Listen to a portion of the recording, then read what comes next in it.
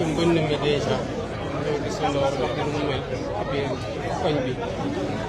ci biir armée bi waaye li gën a nekk particularité dëkk yi mel ni Thiaroye mel ni Bargny mel ni Mbao mooy ni géej gi di avancé ci dëkkuwaay yi dafa nekk problème bu ñuy jànkonteel te yeneen dëkk yi jógewul géej amuñu kon tànk yi tànku masawu la askan bi tànk bokk ak ñoom jafe-jafe yi ñu xam ne ñoom ñu ngi koy dund ñu ñëw nit ci seen wet ñu xam ne gouvernement bi ak service yëpp ñu ngi mobilisé wu nekk seen wet di doxal ay pexe yoo xamante ne commencé nañ ci gis naññante fi ci yenn dëkkuwaay kii bu ñu fi jógee bu soobee yàlla ministère de l'hydraulique et de l'assainissement mii ma àndal dina ci teg ay action yu gaaw ay jéego yu gaaw yoo xam ne dina bokk ci liy may tuuti askan wi afiya gën a libéré cimetières yi ci ndox yi te dinañ leen taxaw boobu taxawaay boobu tamit bu keroog nawet gi di jeex waaye xam naa ñu problème mu Thiaroye yi ak Mbao ak Bargny ni dëkkuwaay bi sosoo bu màgg ñu nekk ci jamono joo xamante ne changement climatique ci àdduna bi yëpp ay affecté dafa tax lu bëri lu ñu waroon a waajal pour ndox mu jëwee ak fu mu mën di jóge mu dem ci fu mu war a dem bañu taa ci fi askan wi dëkk waajaluñu ko woon diggante bi askan bi gën naa bëri macha allah alhamdulilah rabbil alamin dëkkuwaay yi gën naa xat ndox mi jóge ci dëkkuwaay yi gën naa bëri fu ñuy tali di tabax gën naa bëri bu ndox mi amatul fu mu jaar wala amatul fu ko suuf si man kon solution yi ñuy doxal nii yëpp solution d'atténuation la mën a nekk maanaam naka lañ leen di taxawoo ci jafe-jafe yu ñu nekk di dund te mënul xaar waaye lii pexe bi am mujj ak ni jamono di doxee nga xamante ne fu ne lay ndox di wàccee ci lu bari di taa géej gi di gën a fees mooy ci restructuration la ñuy def restructuration nag dina laaj toxal ay population toxal ay dëkkuwaay yaatalaat mbedd yi pour mën a fexe ba mën fa def canalisation yoo xamante ne ndox mi fu mu mën di jóge ko muy ndox yi jóge ci kër yi wala ndoxu taw yi mu mën a dem fu mu war a dem gannaaw loolu tamit ñu ngi liggéey ak ministère loolu liggéeyu ministère de l'urbanisme de l'aménagement du territoire et des collectivités territoriales mu ngi ci liggéey bu baax a baax li ci tegu mooy géej gi nu muy avancé fii ñi nga xamante ne ñoo fi gën a féete mag am na foo xamante ne dañ doon dox mu nekk suuf wala sax mu am tabax yu fa nekkoon mënatuñ faa egg ndax géej gi jël na ko te géej gi def loolu xamuñu kañ lay arrêté kon pexe yi ñu ci mën a am mooy xool naka la ñuy wàññee doole ñu ngi ciy liggéey ak coopération internationale am na ñoo xamante ne ñu ngi ciy avancé bu baax ak ñoom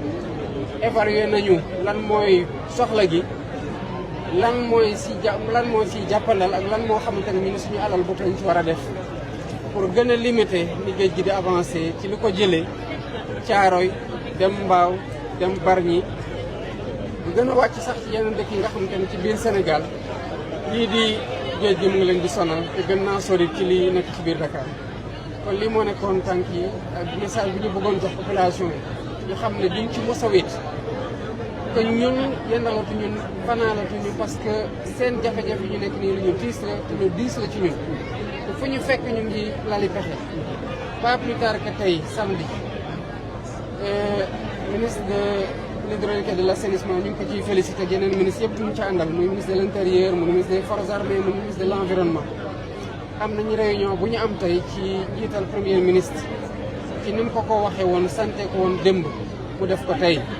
pour ñu xool lu ñu jot a def parce que loolu tamit dina baax askan wi xam lu ñu def lu mu toll ci 15 weer fukki weer ak juróom yi ñu weesu def nañu lu bëri ci biir Dakar ak fu génn biir Dakar ba am na population yoo xamante ne ci biti Dakar daan nañu am jafe-jafe daanaka duñ ko ne réglé nañ ko ba mu jeex waaye am nañ ci daanaka pexe boo xamante ne tey ni leen mbënn mi daan sonalee wàññeeku noonu lañ koy continuer ci plan boo xamante ne ci nu mu gën a gaawee ministère bi dina ko fësal ci juróom at yi lan lañ ci nar a def tàmbale ko sax ci li nga xamante ne ay bassin yu bari ak digue de protection yu ñu jot a def ànd ci protection civile ànd ci l'armée bi yoo xamante ne tey mu ngi jox askan wi affaire bu baax a baax incha allah rabi ci afan yi rek nañ ci taxaw.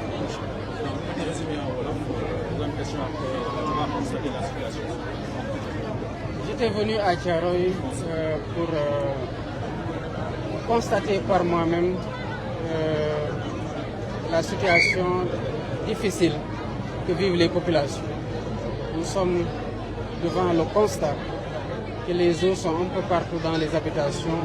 mais que le cimetière aussi est totalement inondé. Dès ce soir, nous allons renforcer les mesures qui ont été prises, notamment par un pompage à grande échelle de l'eau pour soulager les populations. Nous allons aussi continuer à travailler dans le même élan avec des ministères concernés de façon conjointe, comme cela a été l'objet d'une réunion aujourd'hui autour du Premier ministre, pour continuer à renforcer toutes les mesures qui ne sont en réalité pour le moment que des mesures d'atténuation. La particularité des quartiers ou des communes comme Thiaroye, comme Mbao, comme Bargny, comme Palmarin, un peu plus dans les îles du Saloum, c'est que il y a l'avancée de la mer qui est un phénomène supplémentaire au-delà des inondations. Si bien que beaucoup de maisons sont de plus en plus menacées et une bonne partie a été prise par les eaux. Avec l'impact des changements climatiques, comme partout ailleurs dans le monde, ce phénomène n'est pas pour s'arrêter. Voilà pourquoi les mesures, au-delà des mesures d'atténuation actuelles et à court terme qui sont en train d'être déroulées, nous allons dérouler des mesures structurelles qui consisteront à la restructuration des quartiers dont les habitations spontanées n'ont pas été organisées pour préparer un cadre d'assainissement performant pour évacuer les eaux de pluie ou les eaux domestiques. Mais au-delà, il y a le ministère de l'Environnement qui travaille aussi sur un programme de digues de protection sur toute la façade maritime de Thiaroye, à Bargny, en passant par Mbao,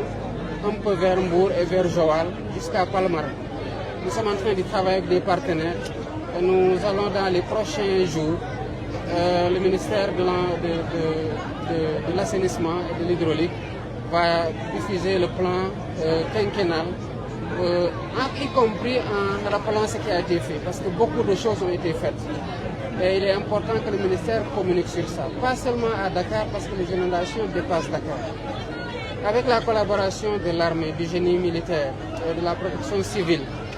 l'ensemble des points bas ont été recensés.